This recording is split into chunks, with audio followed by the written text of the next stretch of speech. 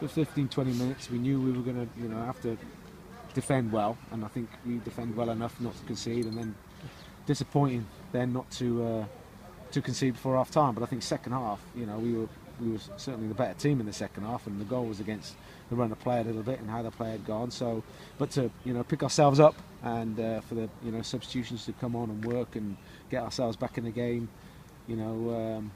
was really pleasing.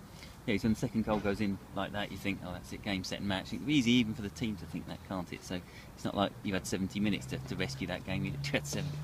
Well, it can be, yeah, but I think we've seen that since we've been here. Players not willing to give up.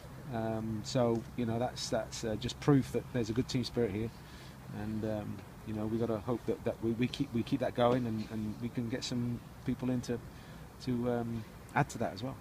2 goals were disappointing though. So both from corners, both not maybe necessarily free headers, but certainly direct headers from corners, pretty much to the centre of the goal as well.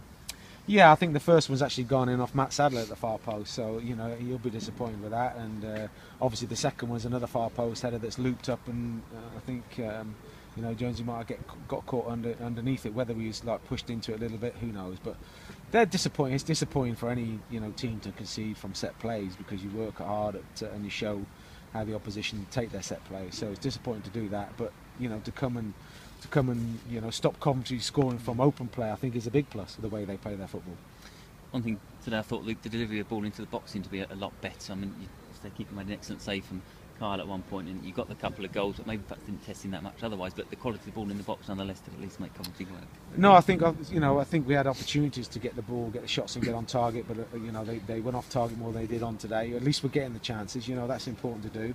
And we said to them before the game that quality crosses into the box will cause them problems, and it proved that way.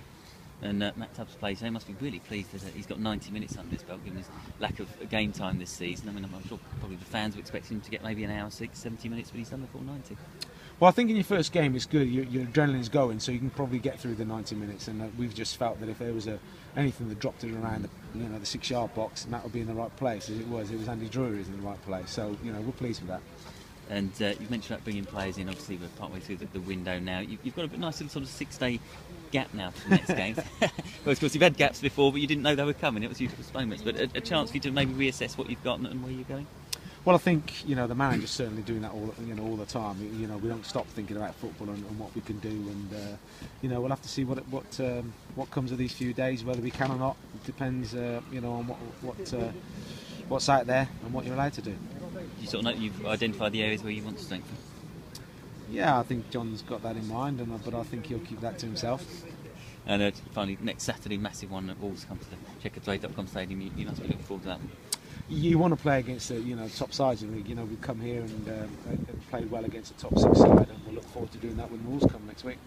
Well, what I'd say, Guy. Okay.